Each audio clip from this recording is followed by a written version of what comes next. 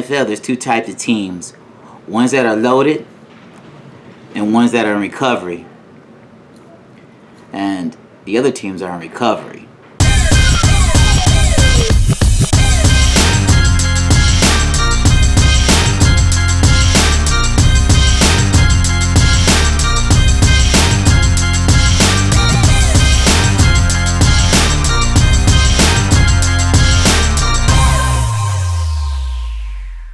Fin fans up north, fin fans to the south, to the east, and to the west. What's better than this? More of this. Now let's talk about it.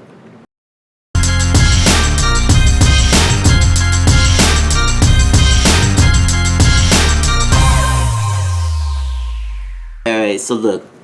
I don't know what you guys want to hear. It's like the good, the bad, the ugly. So, what you guys want to go with first? Tell you what, let's go with the ugly first, okay? You know, some ugly things about Miami. You know, Miami has so long has chosen players that were hurt, or chosen players that were just subpar, and they put too much into players that didn't deserve it, that got to the NFL and just couldn't make the cut.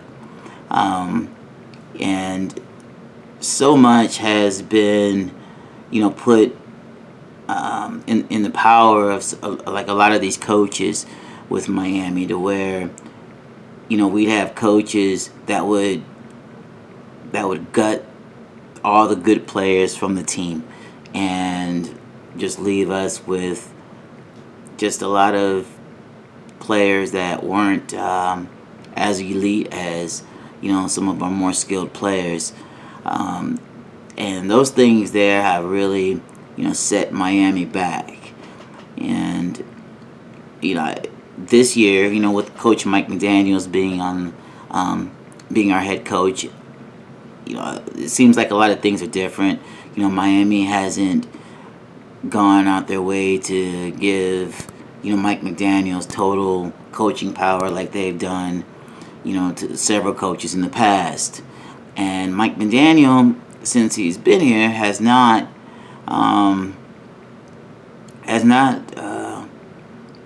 cut anyone that didn't need to be on the team, you know, any longer.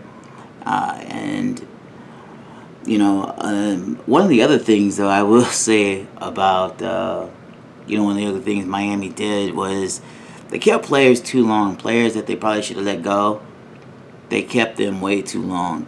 And some of these players that they should have let go, they were starters at one point, but they just never produced. And they either stayed hurt or they played hurt. And we all know, being Miami Dolphin fans, who some of these players are. I think that, again, now back to Mike McDaniels, Coach Mike McDaniels. I think Mike McDaniels has done a good job of weeding a lot of these players out, and, you know, he's gonna be adding more and weeding, you know, more players out as well. And with that, I think that's like some of the ugly things that goes on with Miami. Now, you know, I think, you know, some of the things with Miami, like during the season, that was bad. We're going to the bad things now. Like some of the things with Miami that was going on, it was like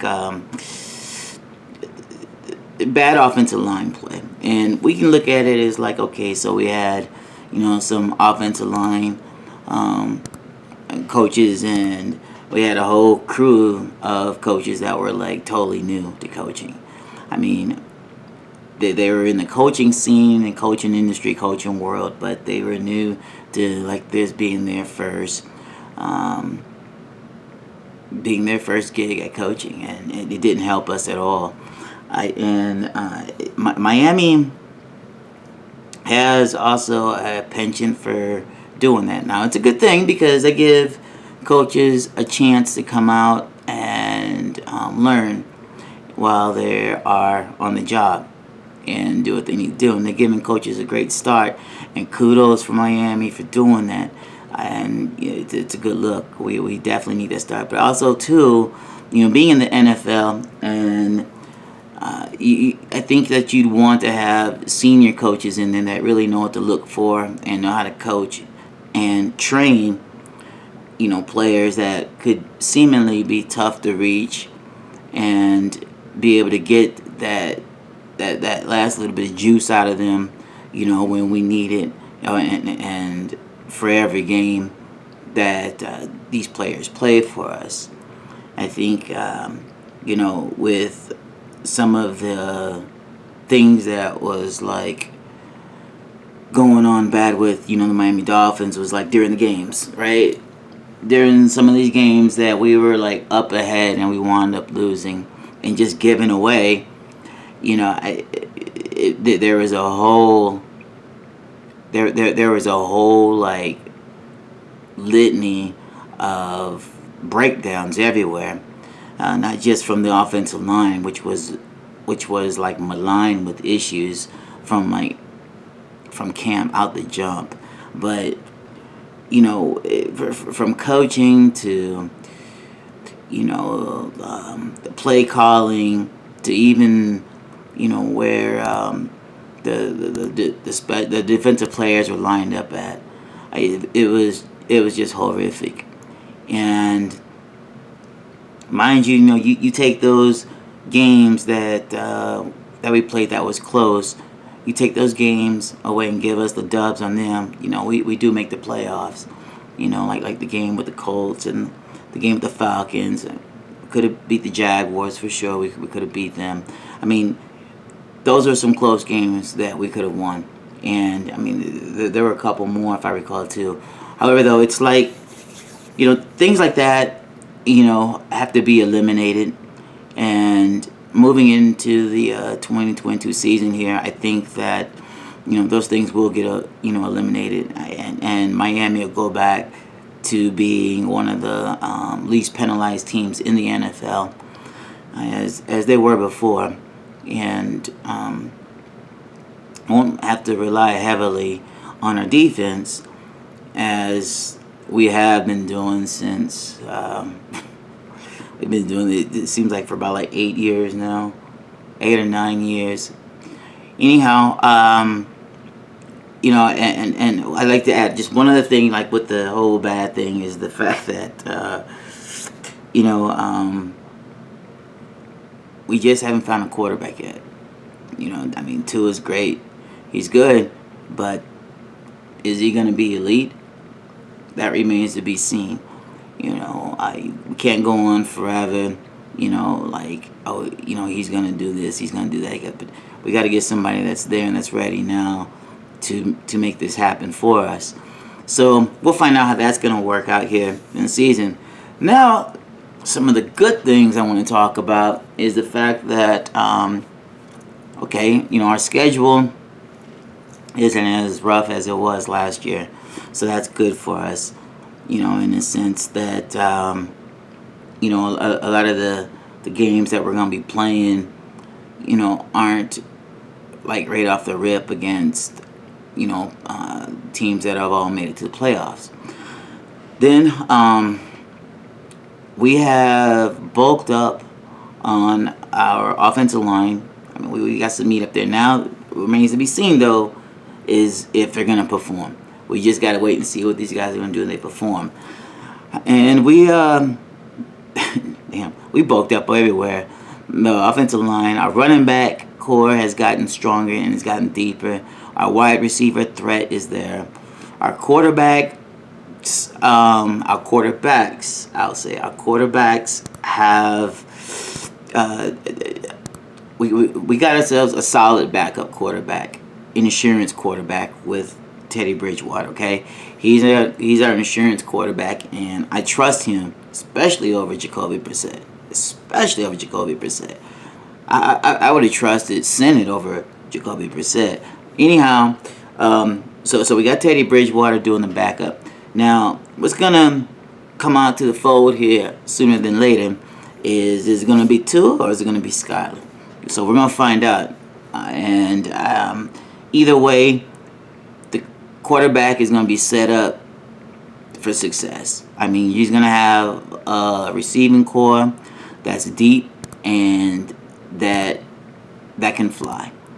And everybody on the receiving core can fly, and they are all skilled players.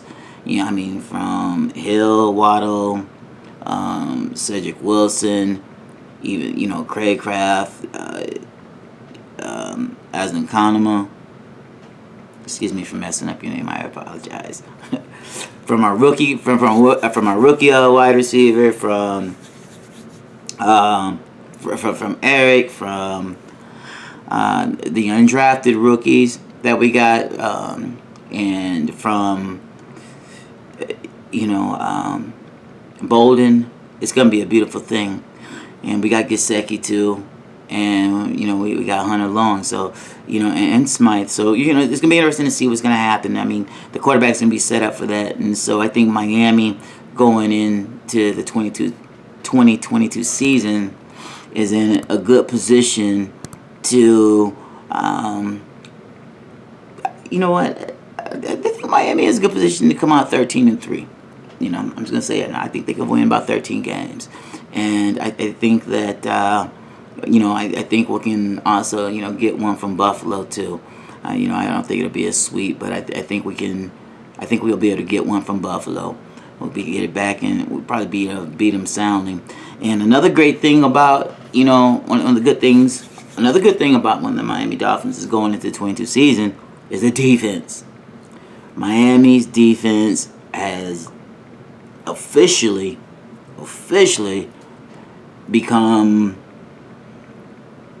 known as the Killer Bees again. And these boys, once the season gets started, and with our defensive coordinators intact, and hopefully they keep them in man-to-man. They don't make them play the zone stuff, because this is where we thrive at. This is where we get it at, is that man-to-man, because we're set up that way. We are set up that way. We got the corners to do it. We got the safeties out there. And now we got the linebackers that we need to help make all this possible for us to do this man-to-man thing. And if we need to play zone, but not go play in zone, for like 2, 3, 4, for a freaking whole like half or nothing. So our defense is definitely picked up. Our defense has definitely picked up more, and we've gotten some new players for special teams as well. Fin fans up north, fin fans to the south, to the east, and to the west. What's better than this? More of this. Now let's talk. Fin fans up north, fin fans to the south, to the east, and to the west. What's better than this? More of this. Now let's talk about it.